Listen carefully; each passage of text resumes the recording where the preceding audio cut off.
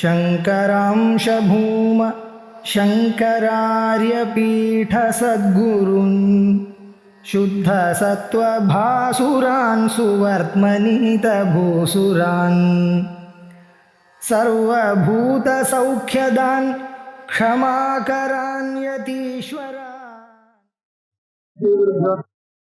तच्छब्दवाच्यगतम् अद्वयभागमेकं प्रत्यक्तमात्रम् अविरोधम् अपेक्षमाणः त्वंशब्दवाच्य सबलस्थमुपाददानः वाक्याद् अखण्डमस तत्त्वमसीति विद्या.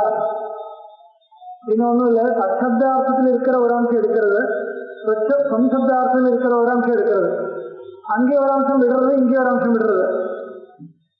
அப்படி இந்த தத்துவமசி வாக்கியத்தை அகண்டார்த்தமா கொண்டு வரணும்னு சொல்றாரு. என்ன எடுக்கணும்னா, தற்சப்தத்துல தற்சப்த வாக்கியம்னால் தற்சப்த வாக்கியம்னா ஈஸ்வரன். ஈஸ்வரனுக்கிட்ட என்ன விசேஷம்னா, ஒண்ணு நமக்கு தெரியும், அந்த சைதன்யம் மட்டும் ரெண்டு இடத்திலும் இருக்கு. இப்போ ஒரு கேள்வி வரலாம், ரெண்டு இடத்திலும் தற்சப்தத்துடையும் சைதன்யம் என்ற அர்த்தம் எடுக்கிறது, இங்கேயும் மட்டும் சைதன்யம் என்ற அர்த்தம் எடுக்கிறது. அப்ப சுத்த சைதன்யத்தை மட்டும்தான் வேணும் நமக்கு, சுத்த சைதன்யத்தை மட்டும்தானே வேணும். அப்ப இந்த ஒரே ஒரு சுத்த சைதன்யத்தை சொல்றதுக்கு பதத்வயம் இருக்கு அப்படி இருக்கு. ஒரே ஒரு சுத்த சைதன்யம்னா ஒரே ஒரு அர்த்தம், அது ஒரு சிங்கிள் மீனிங். அந்த சிங்கிள் மீனிங் கொடுக்கறதுக்கு சிங்கிள் வேர்டு போடணும். தத்துவத்தோன்னு ஒரு தனித்தனி பதம் இருக்கு, அங்கேயும் தற்பதத்துக்கும் சுத்த சைதன்யத்தில் லட்சணம், தொம்பதத்துக்கும் சுத்த சைதன்யத்தில் லட்சணம், அப்படியெல்லாம் லட்சணம் சொல்லி சுத்த சைதன்யத்தை மட்டுமா புரிய வைக்கணும். அப்படி ஒரு வாக்கியார்த்த போதத்தை கொண்டு வரணும். இதுதான் உங்களுடைய லட்சியமாயிருந்தால் ரெண்டு பதம் வியர்த்தம் கேள்வி, ஒரே பதம் போருமே. அதுக்காக பதில் கொடுக்கிறார். அப்படி இல்லை, நீங்க சொல்ற மாதிரி அத்விதீய சைதன்யத்தை தான் எடுக்கணும், ஒரே ஒரு சைதன்யத்தை தான் சுத்த சைதன்யத்தை எடுக்கணும். ஆனால் இது இப்படிதான் சொல்லணும், சுத்த சைதன்யத்தை உபதேசம் பண்றதுன்னா சுத்த சைதன்யம் அப்படி ஒரு உபதேசம் இல்லை. ஒரு விரோதம் தோன்ற மாதிரி ரெண்டு வார்த்தையை போட்டு அதில் இருக்கிற ஒரு அம்சம் இதில் இருக்கிற ஒரு அம்சம் அப்படியெல்லாம் கிரகிச்சு அப்படி கொண்டு வரணும். அப்படின்னா என்ன அர்த்தம் பாருங்க, தற்சப்த வாக்கியகதம் அத்வய பாகமேகம் பிரத்யக்த மாத்திரம் அவிரோதம் அபேட்சமானஹ. பாருங்க, நமக்கு சுத்த சைதன்யத்தை புரிய வைக்கணும், அவ்வளவுதானே. நீங்க சொல்ற மாதிரி இந்த சுத்த சைதன்யம்னா என்ன, அது சுத்த சைதன்யம் சுத்த சைதன்யம்னா என்ன, அத்விதீயம் பிரத்யக் சைதன்யம்னு அர்த்தம், அவ்வளவுதானே. அத்விதீயம் அத்விதீயமா இருக்கக்கூடிய பிரத்யக் சைதன்யம், ரெண்டு அம்சம் பாருங்க, அத்விதீயத்துவம் பிரத்யக்துவம். என்ன அர்த்தம், அத்விதீயத்துவம்னா அத்விதீயத்துவம் அவ்வளவுதான், இன்னொன்னு இல்லாத மாதிரி இருக்கக்கூடியது அத்விதீயம். திடீய சம்பந்த ரகிதம் அத்விதீயம். அத்விதீயத்துவம்னா அஜாதிய விஜாதிய ஸ்வகத பேதராகித்யம், அஜாதிய வேதராகித்யம் விஜாதிய வேதராகித்யம், அப்படி வேதராகித்யம் அத்விதீயம் அப்படி வச்சுக்கோங்க. பிரத்யக்துவம்னா என்ன, பிரத்யக்துவம் உள்ளுக்குள்ள ஆந்தரிகமா அபரோக்ஷமா தெரியக்கூடியது பிரத்யக்துவம். அப்போ ஆந்தரிகமும் அபரோக்ஷமா தெரியக்கூடிய சைதன்யம் அத்விதீயம்னு கிரகிக்கணும். இதுதான் சுத்த சைதன்ய ஞானம் சொன்னா அவ்வளவுதான். சுத்த சைதன்ய ஞானம்னா வேற ஏதோ நினைக்காதீங்க, அது ஒரு தர்மமா கிரகிக்கணும்னு சொல்லல. ஆனா அது ஒரு தர்மமா தான் முதல் புத்தி வரும், அதுக்கப்புறம் ஸ்வரூபமா கிரகிக்கும். முதல்ல ஒரு தர்மமா கிரகிக்கிறது, அப்புறம் ஸ்வரூபமா தெரியுது. இதுல இப்ப பாருங்க, இவ்வளவுதான் மனசுல வைக்கணும். ஒரே ஒரு சைதன்யத்தை, ஒரே ஒரு சைதன்யம்னா அத்விதீய சைதன்யத்தை பிரத்யக்காவும் அபரோக்ஷமாகவும் தெரியணும். வேற விதமா சொன்னா, பிரத்யக்காவும் அபரோக்ஷமாகவும் தெரியக்கூடிய சைதன்யத்தை அத்விதீயமா தெரியணும். நான் ஏன் திருப்பி திருப்பி சொல்லிட்டு இருக்கேன்னா, இந்த அத்விதீயத்துவம் என்ற தன்மை ஈஸ்வரனில் இருக்கிறதா ஏற்கனவே நமக்கு தெரியும். அது தப்பத வாக்கியார்த்தத்தோடு சேர்ந்ததா நமக்கு தெரியும். சத் சப்தத்தினுடைய வாக்கியார்த்தம் ஈஸ்வரன். அப்பேற்பட்ட ஒரு ஈஸ்வரன் என்ற ஒரு ஒண்ணு இருக்கு, கடவுள் இப்படி இருக்குன்னு சொன்னா அது அத்விதீயமா தான் இருக்கு நமக்கு தெரியும். ஈஸ்வரன் ஒண்ணு. இது நம்மளுடைய ஈஸ்வரன் தெரியறதா இருந்தா ஒண்ணுதான் தெரியும். ஈஸ்வரன் பல ஈஸ்வரன் அப்படி இல்லை. அதெல்லாம் குழப்பம் பண்ணாது. ஈஸ்வரன் ஒன்னா பலதா ஒண்ணுதானே. அக்கார்டிங் டு ஹிந்து ரிலீஜியன் அது மத்தவா கேட்குற மாதிரி இல்லை. ஈஸ்வரன் ஒண்ணு என்றது நம்மளுடைய சித்தாந்தம் தான். அதுக்காக இன்னொரு ரிலீஜியன் தேவையில்லை. ஈஸ்வரன் ஒண்ணுதான். ஒரே ஈஸ்வரனுடைய பல பாவங்கள் இருக்கு. உபாசனார்த்தம் அநேகே பாவாக அங்கீகரியந்தே. ஒரே ஈஸ்வரனுடைய பலவிதமான உபாசனைகள் இருக்கு. அதனால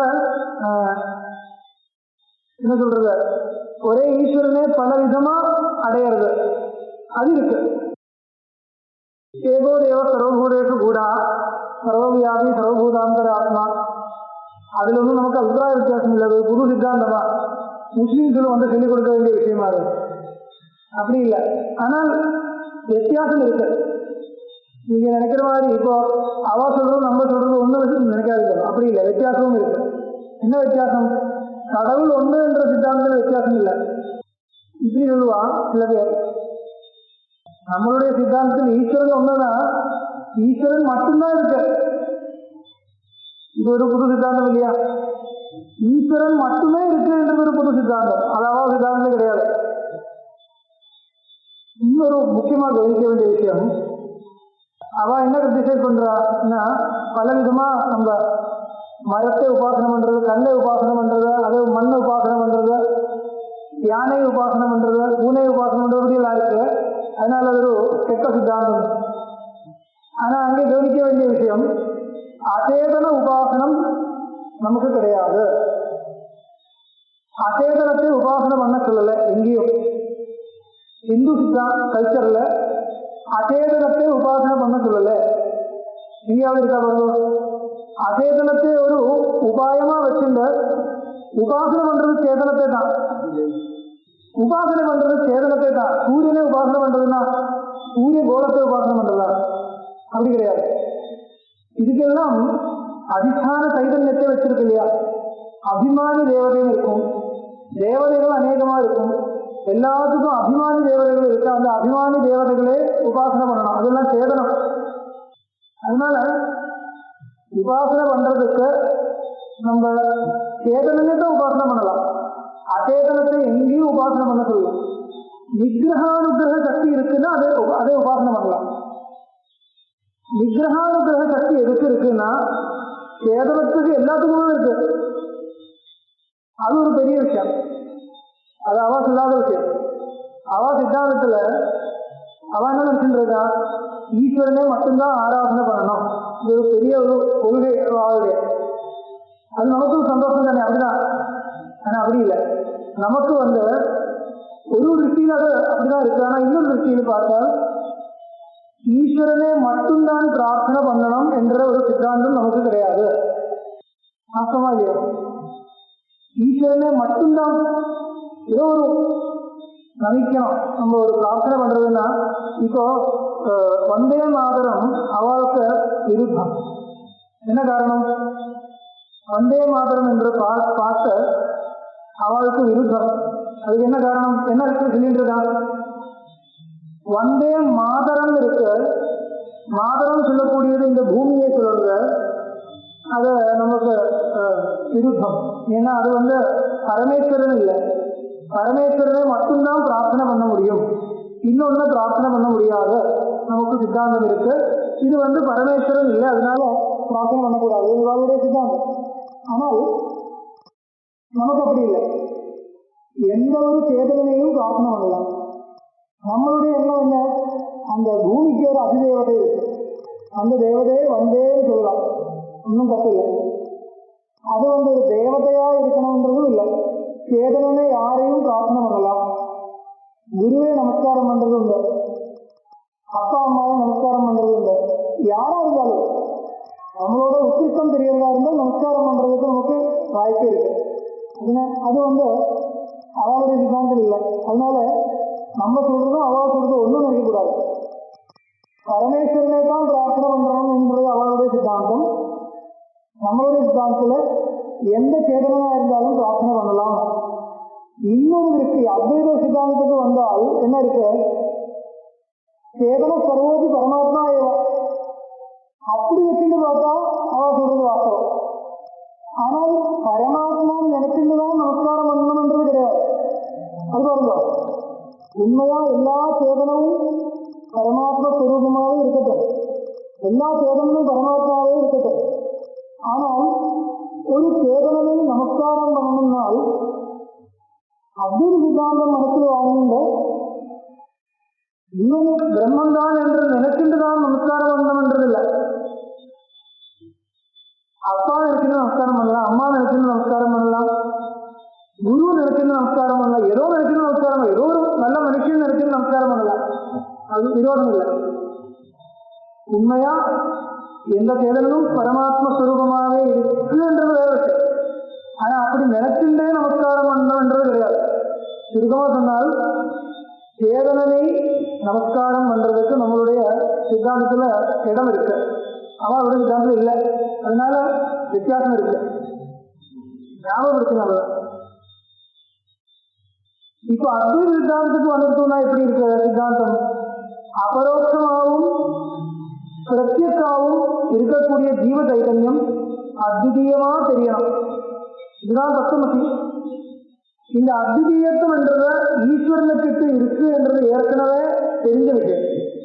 அதனால ஈஸ்வரன் என்றது பரமேஸ்வரா ஏகா, இது கிரகிக்கிறதுக்கு அத்வைதத்துக்கு வரணுமா?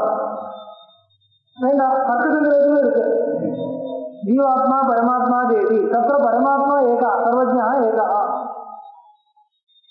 பரமாத்மா ஏகா என்றது கிரகிக்கிறதுக்கு அத்வைதம் படிக்கணும்ன்றது இல்லை. எந்த ஆஸ்திக தரிசனம் படித்தாலும் நீங்க ஈஸ்வரனே ஒத்துக்கக்கூடிய எந்த தரிசனம் படித்தாலும் ஈஸ்வரா அத்விதீயா என்றது கிடைக்கும். ஈஸ்வரன் ஒண்ணுதான் இருக்கு, இது படிக்கிறதுக்கு அத்வைதத்துக்கு வர வேண்டியதில்லை. ஆனா ஈஸ்வரனே எனக்கு தெரியும்னா ஈஸ்வரனை நான் எப்படி கிடைக்கிறேன்? அத்விதீயனா கிடைக்கிறேன். அது எந்த ஈஸ்வரன் நம்ம, அதனால பாருங்க, நம்ம புராணம் எடுத்து பார்த்தா என்ன ஒரு கடவுளை ஸ்துதி பண்ணணுமோ அந்த கடவுளை சர்வோத்கிருஷ்டமா தான் ஸ்துதி பண்றது. ஒரு கணேச புராணம் எடுத்துட்டா கணேஷ் பிரம்மாசி, அதாவது இதுதான் அதுதான் எல்லாமே கணபதி தான். கணபதியை தவிர்த்து இன்னொன்னும் இல்லை, அப்படி ஒரு கணபதி ஸ்துதி. ஒரு தேவி புராணம் எடுத்துட்டா தேவி தான் சகலம், சிவபுராணம் எடுத்துட்டா சிவன் தான் சகலம், விஷ்ணு புராணம் விஷ்ணு தான் சகலம். கஷ்டமே இல்லை. அப்ப என்ன அபிப்பிராயம்? இது அவிரோதமா பார்த்தா என்ன அபிப்பிராயம்? அவிரோதமா படிக்கணும் இல்லையா? இதெல்லாம் எல்லா கிரந்தத்துக்கும் ஒரே மாதிரி ரிலவன்ஸ் கொடுக்கணும்னால் அத்வைதத்தில் தான் இருக்கணும். வேற ஆகம மதத்தில் இருந்தா சரியா இருக்காது. ஆகம மதம்னா என்ன தெரியுமா? ஆகம சித்தாந்தம்னா சைவ சித்தாந்தம், வைஷ்ணவ சித்தாந்தம், துவைதம், விசிஷ்டாத்வைதம், துவைதாத்வைதம் எல்லாமே ஆகம மதம். அந்த ஒரு தேவதையை மட்டும் வச்சுட்டு மற்றதெல்லாம் அப்புறமானு சொல்லிட்டு போனோம். அப்ப சிவபுராணம் ஒண்ணுதான் வாஸ்தவம், விஷ்ணு புராணம் தப்பு அப்படின்னு சொல்லி சொல்லணும் இல்லையா? நமக்கு அப்படி கஷ்டம் இல்லை. எல்லாமே ஒரு அர்த்தவாதம், எல்லாமே அர்த்தவாதம். அப்படின்னா விஷ்ணுவே ஆராதனம் பண்ணணும்னா அத்விதீயமா நினைச்சுட்டு ஆராதனம் பண்ணணும். சிவன் பக்கத்துல இருக்குன்னு வச்சுட்டு ஒரு விஷ்ணு ஆராதனம் அப்படின்னு அது ஒரு சரியான சம்பிரதாயம் இல்லை. பக்கத்துல இருக்குன்னு வச்சுக்கோங்க, அப்படின்னா அத்விதீய திருஷ்டியில மகிமான ஏவ ஈசாம் சர்வே தேவா அப்படி வச்சுட்டு ஆராதனை பண்ணலாம். இல்லைன்னா நீங்க பியூர் விஷ்ணு பக்தன்னா விஷ்ணுவே சர்வம் நினைச்சுட்டு பண்ணலாம். இப்போ பரவாயில்ல, அது சிவனே விஷ்ணுடைய தாசன் நினைக்கிறது சம்பிரதாயம் இல்லை அத்வைத சித்தாந்தத்துல. அதுதான் வித்தியாசம் அவளுக்கும் நமக்கும். சிவன் சிவனே கவனிக்காம இருக்கிறது இல்லை. அவ எப்படி நினைச்சிருப்பான்? சிவன் விஷ்ணுனுடைய தாசன். இங்க பார்த்தா விஷ்ணு சிவனுடைய தாசன். தாசனும் ஒண்ணும் வேண்டாம், நமக்கு நான் பாக்குறேன் ஈஸ்வரனை, அவ்வளவுதான். சிவன் சொல்றது தனி ஒரு தத்துவம் இல்லை, விஷ்ணு சுரூபமே. அப்படி வச்சுட்டு தாசதாசி பாவம் இல்லைங்க. அத்வைதத்தில் இருந்த மற்ற தேவதைகள் எல்லாம் இவருடைய தாசன், அப்படி ஒரு தேவதை தனி இருக்கு, அது இவருடைய தாசன் அப்படி கிடையாது. ஒரே சொரூபத்தினுடைய மகிமைகள் பலவிதமா சொல்லப்பட்டிருக்கு. அப்படி நினைச்சுட்டு போனா அத்வைத சித்தாந்தம். எப்படி இருந்தாலும் ஈஸ்வரன் என்ற ஒரு ஒரு ஒரு தத்துவம் இருக்குன்னா அதிகமாகவே இருக்கு என்றது முதல் மனசுல வாங்கிட்டு தான் வரணும், ஆஸ்திக தரிசனத்துக்கே வரணும். அப்படி இருந்தால் தச்சப்த வாக்கியகதம் அத்வய பாகம் ஏகம் கிரகிக்கலாம் வரலாம். அது தெத்துவா சொல்லல வரலாம். தச்சப்த வாக்கியகதம் அத்வய பாகம் ஏகம் பிரத்யக்த மாத்திரம் அவிரோதம் அபேட்சமான ஸ்வம் சப்த வாக்கியம் வரலாம். ஸ்வம் சப்த வாக்கியம் பிரத்யக்தம் அபேட்சதே யார தச்சப்த வாக்கியமான அத்விதீயத்துவம். தச்சப்த வாக்கியம் யாரு? ஈஸ்வரன். தச்சப்த வாக்கியமான ஈஸ்வரனே அத்விதீயனா தெரியும் நமக்கு. ஆனா என்ன தெரியாத பிரத்யக் சைதன்யமா தெரியறதில்லை, அபரோட்சமான ஒரு சைதன்யமா தெரியறதில்லை, பரோட்சமான வேற ஏதோ ஒரு சைதன்யமா தெரியறது. பிரத்யக் ஸ்வரூபமா ஆந்தரிகமான ஒரு தத்துவமா தெரியல ஈஸ்வரன், வெளியில் இருக்கக்கூடிய ஒரு தத்துவமா தெரிஞ்சிருக்கும். அதனால அத்விதீயமா தெரிஞ்சிருக்கக்கூடிய ஈஸ்வரனே எப்படி தெரிஞ்சுக்கலாம்? பிரத்யக்காவும் அபரோட்சமாகவும் தெரியும். அப்படி பிரத்யக்காவும் அபரோட்சமாகவும் தெரிஞ்சிருக்கக்கூடிய ஜீவ சைதன்யத்தை அத்விதீயமா தெரியலாம். இது ரெண்டும் சேர்க்கலாம். இதுல சேர்க்க வேண்டிய விஷயம் இருக்கு, அதுல சேர்க்க வேண்டிய விஷயம் இருக்கு. அப்படி ரெண்டும் சேர்த்து விட வேண்டியது விட்டால் பாக்கி என்ன இருக்கு? பிரத்யக் அபரோக்ஷம் அத்விதீயம் ஏகம் சைதன்யம். அங்க போய் முடிவு வருது வாக்கியார்த்தம். இதுதான் தத்துவமசி வாக்கியார்த்தம். சம்சப்த வாக்கிய சபலஸ்தம் உபாதிதான வாக்கியாது அகண்டமத தத்துவமசி வித்யா. இப்போ அது ஆயிடுச்சு. இனிமே சின்ன சில கேள்விகள் வேகமா படிச்சது போல. ஆதேயாம்சே நானுமாத்ரோபி வேதோ யத்யப்யேவம் பின்னமாதாய சப்தோ வர்த்தேதே தொய் அத்விதீய பிரகாசே பாஷ்யம் ஜேதும் ஜாமிதா நாஸ்தி தஸ்மா. இது சுலபமான விஷயம். ஒரு சின்ன கேள்வி கேட்கிறா. இப்போ வந்து என்ன ஆச்சு? சத்பதத்துக்கும் சுத்த சைதன்யம்னு அர்த்தம், தொம்பதத்துக்கும் சுத்த சைதன்யம்னு அர்த்தம். அப்போ ஒரே அர்த்தம். ஏற்கனவே கேட்ட கேள்விதான், பரியாயத்துவம் வந்துடுமே, பரியாய சப்தங்கள் சேர்த்து சொல்லலாமா? கடம் கலசம் ஆனையால் சொல்றது இல்லை. ஏன்னா கடசப்தவும் கலசப்தவும் பரியாயம். அந்த மாதிரி சத்சப்தவும் தொம்சப்தவும் பரியாயம் ஆச்சே. பரியாயம்னா என்ன அர்த்தம்? சத்சப்தத்துக்கும் ஒரே அர்த்தம் கொண்டு வந்திருக்கீங்க, தொம்சப்தத்துக்கும் அதே அர்த்தம் தான் கொண்டு வந்திருக்கீங்க. அப்படி பார்த்தால் அது பரியாய சப்தம் ஆச்சேன்னு ஒரு கேள்வி. பரியாய சப்தமா இருந்தா என்ன குழப்பம்? பரியாய சப்தானாம் சக பிரயோக அனுபவந்தா. பரியாய சப்தங்கள் சேர்த்து சொல்லக்கூடாது. அதுக்கு பதில் என்ன பதில்? ஒண்ணும் இல்லை, பரியாய சப்தம் சொல்லக்கூடாது. பரியாய சப்தம் எப்படி சொல்லணும்னா வாக்கியார்த்தம் ஒன்னா இருந்தா தான் பரியாய சப்தம். டைரக்டா பதில் சொல்றேன். வாக்கியார்த்தம் ஒன்னா இருந்தா தான் பரியாய சப்தம். லட்சியார்த்தம் ஒன்னா இருந்தா பரியாய சப்தம் இல்லை, கிடையாது. லட்சியார்த்தம் தானே இங்க ஒன்னா இருக்கு, வாக்கியார்த்தம் ஒன்னா கிடையாது. வாக்கியார்த்த சப்தத்தினுடைய பிரவருத்தி நிமித்தம் அப்படின்னா பிரைமரி மீனிங் கொடுக்கறதுக்கு எந்த தர்மத்தை வச்சுட்டு இருக்கோ அது பிரவருத்தி நிமித்தம். அது ஒன்னா இருந்தா தான் பரியாயம் சொல்லணும். இப்ப கடசப்தமும் கலசப்தமும் பரியாயம். என்ன காரணம்? கடசப்தத்தினுடைய பிரவருத்தி நிமித்தம் கடத்துவம், கலசி சப்தத்தினுடைய பிரவருத்தி நிமித்தமும் கடத்தும் தான். கலசத்துவம் தனி தர்மம் இல்லை. அதனால வாக்கியார்த்தம் ஒன்னா இருந்தா தான் சப்தம் பரியாயம்னு சொல்லணும். இங்க வாக்கியார்த்தம் ஒண்ணு இல்லை, வாக்கியார்த்தம் வேற வேற. அதுதான் காணிக்கிறார். அத்விதீயா ஆதேயாம்சே நானுமாத்ரோபி வேதா யத்யப்யேவம் பின்னமாதாய சப்தௌ வர்த்தேதே. ஒரு யத்யபி தத்தாபி இருக்கு. யத்யபி ஆதேயாம்சே அனுமாத்ரோபி வேதோ நாஸ்தி ததாபி சப்தௌ பின்னம் அர்த்தம் ஆதாய வர்த்தேதே. அந்த லட்சியார்த்தத்துல ஆதேயாம்சம் சொன்னா எடுக்க வேண்டிய அர்த்தத்துல, எடுக்க வேண்டிய அர்த்தம் லட்சியார்த்தம். லட்சியார்த்தத்துல அணுமாத்திரோபி பேதோ நாஸ்தி. தற்சப்தத்தினுடைய லட்சியார்த்தம் எதா இருக்கோ அதுதான் சம்சப்தத்தினுடைய லட்சியார்த்தம். அதனால ஆதே அங்கே லட்சியார்த்தத்துல அணுமாத்திரோபி பேதா யத்யபி நாஸ்தி ததாபி பின்னம் ஆதாய சப்தம் வர்த்தேதே. பின்னம் வாக்கியார்த்தம் ஆதாய. வாக்கியார்த்தம் டிஃபரெண்டா இருக்கு.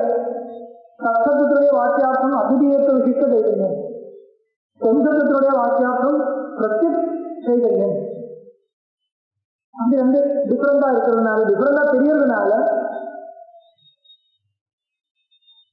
அத்விதீய பிரகாசே பாக்கியம் ஹேதும் ஜாமிதா நாஸ்தி தஸ்மா. ஜாமிதா ந பர்யாயதான் அர்த்தம். ஜாமிதா பர்யாயதா. ஜாமிதா என்ற வார்த்தை இன்னொரு அர்த்தத்துல சாதாரணமா ஜாமிதா ஜாமிதா இருக்குன்னா புனருக்தி இருக்குன்னு அர்த்தம். லோகத்துல இந்த ஜாமிதா என்ற வார்த்தை எப்படி யூஸ் பண்றது? போர் அர்த்தத்துல போர் அடிக்கிறது ஜாமிதா வந்துருக்கு. ஆனா அது வாக்கியார்த்தம் இல்லை. போர் அடிக்கிறது அப்படிங்கிற வாக்கியார்த்தம் இல்லை. புனருக்தி சொல்றதே திருப்பி சொன்னா போர் அடிக்கும் இல்லையா? அதனால ஆமா நகி மந்திராணாம் ஜாமிதாஸ்தி.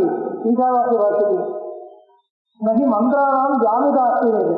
மந்திரங்களுக்கு ஜாமிதம் இல்லை. மந்திரங்கள் திருப்பி சொல்றதே சொல்லிட்டு இருக்கோம். நமக்குதான் ஜாமிதம். மந்திராணாம் ஜாமிதா நாஸ்தி சாங்கர பாஷ்யம். அப்போ ஜாமிதம் இல்லைன்னா புனருக்தி கிடையாது. இங்க புனருக்தி கிடையாது. பாஷ்யம் ஹேதும் ஆதாய வர்த்ததே.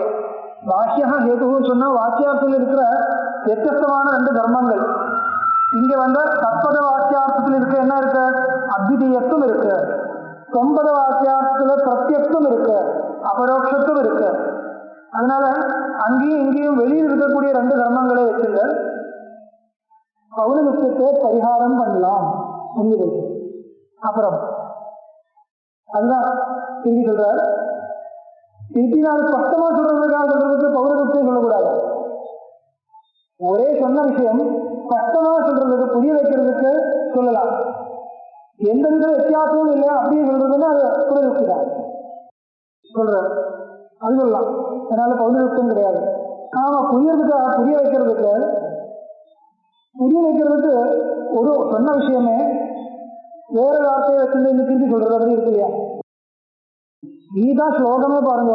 கீதா ஸ்லோகத்துல ஒரே சென்ஸ் ஒரே ஆசை எத்தனை தடவை வந்திருக்கு? அப்படிதான் இருக்கு. திருப்பி சொல்றது அது போதயிதும் போதனார்த்தம். பௌனருத்தியம் புனருக்ததா நாதீவ தோஷா கிரந்த கௌரவாத்து வித்தியதா புனருக்திர் தோஷத்வேன மன்யதே. சாபர பாஷன்னா ஜெயினிய சூத்திரத்துக்கு பாஷ்யம். அவர் சொல்றார் புனருக்ததா நாதீவ தோஷா. அது ஒரு பெரிய தோஷம் நினைச்சுக்காங்க. கிரந்த கௌரவாத்து வித்தியதா. நம்மகிட்ட திருப்பி சொல்லிட்டு இருந்தா கிரந்தம் பெருசா போயிடும் இல்லையா? ஒரு தடவை சொன்னால் கேட்கிறவருக்கு புரியறது இல்லைன்னா குருவினுடைய வேலை அது புரியுற வரைக்கும் சொல்றது. கிரந்தத்தில் ஒரு தடவை இருந்தா போறோம் இல்லையா? அதனால கிரந்த கௌரவாத்து வித்தியதா. கிரந்தம் பெருசா போயிடுமே பயந்துட்டு புனருக்தி வரப்படாதுன்னு சொல்றது. அவ்வளவுதான். சரி, நமக்கு என்னன்னா மறந்து போறது இல்லையா? மறந்து போறதுனால திருப்பி சொல்லணும். அத்வைதே பிரத்யகர்த்தோஸ்தி தத்வத் பிரத்யக்தத்வேன அத்வயஸ்யாபிபாவः யத்யத்யேவம் நாதிரேகாவகாசः பூர்ணே தத்வே தத்துவமர்த்தோபபத்தே. அத்வைதே தத்பதார்த்தே அத்வைதே அர்த்தே பிரத்யகர்த்தோஸ்தி அப்படின்னால் அத்வைதமா தெரிஞ்ச விஷயத்துல பிரத்யத்துவம் கொண்டு வரணும். பிரத்யக்கா தெரிஞ்ச விஷயத்துல அத்விதீயத்துவம் கொண்டு வரணும். அத்வைதே அர்த்தே தத்பத வாக்கிய அர்த்தே. அத்வைதமா தெரிஞ்சது என்ன? ஈஸ்வரன் அப்படின்னா தத்பத வாக்கிய அர்த்தம். ஏற்கனவே அத்விதீயமா தெரிஞ்சிருக்கும். அந்த அத்வைதே அர்த்தே தத்பதார்த்தத்துல பிரத்யகர்த்தா அஸ்தி. பிரத்யகர்த்தான பிரத்யத்துவம் அங்கேயும் இருக்கு. தத்வது அந்த மாதிரி பிரத்யக்தத்வே அத்வயஸ்யாபிபாவம் அத்விதீயத்துவம் இருக்கு. இருக்குன்னு சொல்லி காமிக்கணும் இல்லையா? அதுக்காக தத்துவம் அசி என்று சொல்றதுன்னு. அதுக்காக தது துவமசி, அத்விதீயமா தெரிஞ்ச அந்த ஈஸ்வரன் நீதான், பிரத்யேக அபரோட்சமா தெரியக்கூடிய உன்னுடைய அந்த சைதன்ய சுரூபம் அதுதான் சொல்றது. அங்க இருக்கிற தர்மத்தை இங்கேயும் சேர்க்கணும், இங்கே இருக்கிற தர்மத்தை அங்கேயும் சேர்க்கணும். இது வந்து தர்மத்தை சேர்க்கிறது இல்லை, பிரத்யக் சைதன்யத்தில் அத்விதீயத்துவம் இல்லை என்ற பிரமம் நிவர்த்தி பண்ணணும். ஈஸ்வரனுக்கிட்ட பிரத்யத்துவம் அபரோட்சத்துவம் இல்லை என்ற பிரமம் நிவர்த்தி பண்ணணும். அந்த தர்மத்தை கொண்டு சேர்க்கிறது இல்லை, அது நம்மளுடைய பாஷம். புரிய முடியாது சொல்றதுக்கு தர்மம் சேர்க்கிறது நம்ம, ஆனா அது தர்மம் சேர்க்கிறது இல்லை. புரியறதுக்காக சொல்லும் பொழுது சொல்லக்கூடிய திருஷ்டாந்தங்கள் எல்லாம் ஒரு சில சமயத்துல வேற விதமா தப்பா கூட நமக்கு அது அங்கே இருக்கிற தர்மத்தை இங்கே கொண்டு வருது, அப்படி இல்லை. பிரத்யக்தத்வேத அத்வயஸ்யாபிபாவः யத்யப்யேவம் நாதிரேகாவகாசः யத்யப்யேவம் நாதிரேகாவகாசः பூர்ணே தத்துவே தத்துவர்த்தோபதத்தே. பூர்ணமா இருக்கக்கூடிய அந்த சுரூபத்துல அதிரேகம் இருக்கிறதுக்கு அவகாசம் இல்லை. அதனால பூர்ணம் பூர்ணம் பூர்ணம்னா என்ன? பூர்ணம் பூர்ணம்னா என்ன? அத்வைதிகள் பூர்ணம் என்ற வார்த்தையோட அர்த்தம் சரியா எடுக்கிறது இல்லை, நாங்க தான் எடுத்துட்டு இருக்கோம் விசிஷ்டாத்வைதிகள் சொல்லுவோம். ஏன்னா பிரம்ம பூர்ணம், சகல கல்யாண குணம். சகல கல்யாண குணம் இருந்தா பூர்ணமாயிடுமா? நீங்க கல்யாண குணத்தை மட்டும்தான் சேர்க்கிறோம், நாங்க எப்படி இல்லை, சர்வாத்மகம் கல்யாண குணம் இருக்கு. அகல்யாணமோ கல்யாணம் இதெல்லாம் நமக்கு தானே கல்யாணம் அகல்யாணம். பகவானுக்கு என்ன கல்யாண குணம்? இவ நல்ல குணம். இத ஒரு பெரிய குழப்பம். அது கல்யாண குணம்னா என்ன அர்த்தம்? பகவான் வந்த பக்திக்காக சொல்லலாம், அது நிரூபணம் பண்ண முடியாது. ஏன்னா பகவானுக்கிட்ட எல்லா கல்யாண குணங்களும் சேர்ந்திருக்கு சொல்றாங்க. கல்யாண குணம் நாமக்கா நல்ல குணங்கள், அது இன்னொரு வார்த்தை அவ்வளவுதான். நல்ல குணம்னா என்ன? இப்போ ஒரு மனுஷனை காமிச்சு அவருக்கு நல்ல குணங்கள் நிறைய இருக்கு, கெட்ட குணங்களும் இருக்கு. நல்ல குணம் கெட்ட குணம்னு சொல்றது இல்லையா? நல்ல குணம்னா என்ன? எது சாஸ்திர சம்மதமா இருக்கோ அந்த அப்பேற்பட்ட சுபாவம் அர்த்தம் தானே. இது டெபினிஷன் பண்ணும்போது நல்லது கெட்டது இப்படி நம்ம பிரிக்கிறது. சாஸ்திரியமா எந்தெந்த எப்படி எல்லாம் இருக்கோ அதெல்லாம் நல்லது, அசாஸ்திரியமா இருக்கிறது கெட்டது. இவ்வளவுதானே. இது எப்படி நிரூபணம் பண்ண முடியும்? ஈஸ்வரனை விடுங்க, ஒரு நாய் எடுக்குங்க. ஒரு நாய், இந்த நாய் கடிக்கிறது நல்ல குணம் இல்லை, சொல்ல முடியுமா? நாய்க்கு என்ன நல்ல குணம்? ஒரு நாயை எடுத்துங்க, நீங்க சொல்லுங்க இது நல்ல நாய். நம்மளுடைய நோக்கம் அது. இது முடியாது. ஏன்னா நாய்க்காக ஏதாவது ஒரு சாஸ்திரம் இருந்தால் இந்த நாய் சாஸ்திரப்படியா நடக்கிறது, இந்த நாய் இல்லை. இதே நோக்கம் தான் பகவான் கிட்ட மேலே வச்சிருக்கோம். இதே நோக்கம் தான் நமக்கு அத்தனை கெட்ட காரியமும் பண்ணி ஒரு கிரீடம் கொண்டு வைக்கிறது பெருமாளுக்கு. இதெல்லாம் டெலிட் பண்ணணும். அப்படி இருந்தா நல்ல பகவான், இல்லைன்னா உபயோகம் இல்லை. அங்க போய் கோவில் போய் பிரயோஜனம் இல்லை சொல்றது இல்லையா? இது ஏதோ இருக்கட்டும், கோவில் போறது நல்ல விஷயம். ஆனா நம்மளுடைய நோக்கத்தை வச்சுட்டு சொன்னேன். நான் சொல்லிட்டு வர்றது என்னன்னா, சாஸ்திரம் பிரவர்த்திக்கிறதா இருந்தால், இப்ப நான் இருக்கேன், என் மேல் 1000 சாஸ்திரங்கள் இருக்கு. 1000 சாஸ்திரங்கள் என்ன நோக்கிட்டு இருக்கு. அந்த சாஸ்திரப்படியா நடக்கிறதா இல்லையான்றது. அந்த சாஸ்திரங்களுக்கு அனுகூலமா இருக்கேன்னா, எந்த சாஸ்திரத்துக்கு நான் அனுகூலமா இருக்கேனோ அது எனக்கு சத்குணம். எந்த விஷயத்துல சாஸ்திரியமா இல்லையோ அது துர்குணம். இப்படி பிரிக்கலாம். எனக்கு இருக்கக்கூடிய குணங்களே, இது நல்ல குணம், இது இவர்கிட்ட இருக்கு நல்ல குணம், ஏன்னா சாஸ்திரியமா இருக்கு. இது கெட்ட குணம், சாஸ்திரியமா இல்லை, அப்படி சொல்லலாம். இதுக்காக முதல் சாஸ்திரத்துக்கு அதிகாரியா இருக்கணும். இந்த நாய் எப்படி சாஸ்திரத்துக்கு அதிகாரியா இல்லையோ அப்படி பகவானும் சாஸ்திரத்துக்கு அதிகாரி இல்லை. பகவானே விஷயமாக்கக்கூடிய ஒரு சாஸ்திரம் இருக்கா? பகவான் இப்படி இருக்கக்கூடாது, அப்படி ஒரு சாஸ்திரம் இருக்க முடியுமா? பகவான் விதி நிஷேத அதீதா இது ஸ்வீக்கிரியதே நவா. பகவான் விதி நிஷேத அதீதா இது ஸ்வீக்கிரியதே வா நவா. यदि न स्वीक्रियते तर्हि कदा एव भगवान् अन्यथा भगवान् नास्ति பகவான் நினைக்கிறேன். ஆனா விதி நிஷேதத்துக்கு அப்போ நம்மளோட விட கொஞ்சம் இன்னும் உத்கிருஷ்டமா இருக்காவதா. மனுஷியாதிகாரித்வா ருத்யபேட்சியாது மனுஷியாதிகாரித்வா மனுஷியானேவ அதிகரோதி சாஸ்திரம் வாக்கியம் ஈஸ்வரன் தான் அதிகரோதி. அப்படி இருக்கிறது கிருஷ்ண பரமாத்மா பகவான் நினைச்சுட்ட கிருஷ்ண பரமாத்மா இப்படி பண்றது அப்பதான் எப்படி நம்மளால சொல்ல முடியும்? ஏன்னா விதி இல்லதானே இல்லங்கிறதுக்கு வாய்ப்பே இருக்கு. அதனால பாகவத்தில் எப்படி கேள்வி கொண்டு வருது? ஸ்ரீகிருஷ்ணா 1000 ஸ்திரீகளோட ரமிச்சிருக்கு. அந்த லாகலீலா விற்த்தாந்தத்துக்கு அப்புறம் பரீட்சித்து கேட்கறது பகவான் ஏன் இப்படி பண்றது, பகவான் ஏன் இப்படி பண்ணக்கூடாது கேட்டா அப்படி இல்லை கேள்வி. பகவான் கதம் கரிச்சது இது அப்படி கேள்வி கேட்கவே கூடாது. இப்படி கேட்கலாம். மனுஷியாளுக்கு நல்ல மார்க்கத்தை காமிக்கிறதுக்காக அவதாரம் எடுத்த பகவான் ஏன் இப்படி காமிக்கிறது அப்படி கேட்கலாம். அது கேட்கலாம். அது ஒரு சரியான கேள்வி. மனுஷியாளுக்கு நல்ல வழி காமிக்கணும் இல்லையா? நல்ல வழி தர்மப்படி இப்படி இருக்கணும் இப்படி இருக்கக்கூடாது காமிக்கிறதுக்காக வந்த பகவான் ஏன் அது லோகத்துல எதுவும் நடக்கக்கூடாதோ அப்படி காமிச்சுட்டு இருக்கான்னு கேட்டா அப்படி கேட்கலாம். அப்படிதான் கேட்கிறார்.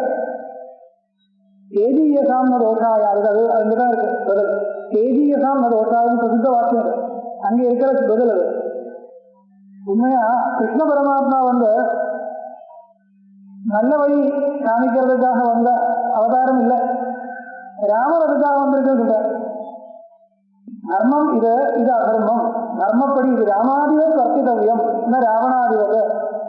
ராமன் எப்படி நடந்திருக்காரோ அப்படி நடக்கணும். இது காமிக்கிறதுக்காக வந்தவர் ராமர், கிருஷ்ணர் இல்லை. கிருஷ்ணர் வந்து நான் எது பண்ணியிருக்கேனோ அது உங்களுக்கு பிரமாணம் இல்லை, நான் உங்களுக்காக எது பண்ண சொல்லியிருக்கேனோ அது உங்களுக்கு பிரமாணம். அங்கே சொல்றது ரிஷீனாம் ஈஸ்வரானாம் எத்யத் ஆச்சரிதம் தது அஸ்மாகம் ந பிரமாணம், அஸ்மாகம் பிரதி எத் கர்த்தவியத்துவேன உத்தம் தது அஸ்மாகம் பிரமாணம். நீ இப்படி பண்ண ஸ்ரீகிருஷ்ணன் சொல்லியிருக்கானோ இதுதான் நமக்கு பிரமாணம் வரும். ஸ்ரீகிருஷ்ணன் பண்றதுலாம் நமக்கு பிரமாணம் இல்லை. ஏன் பண்ணவும் முடியாது இல்லையா? பண்ண முடியுமா? எனக்கு எந்த அத்தியாயம் இது வருது சமயம் ஆயிடுதான். நானே வர லேட் ஆயிடுச்சு. அங்கே வரும், அங்கே போறதோ இந்த கேள்வியும் பதிலெல்லாம் இருக்கு.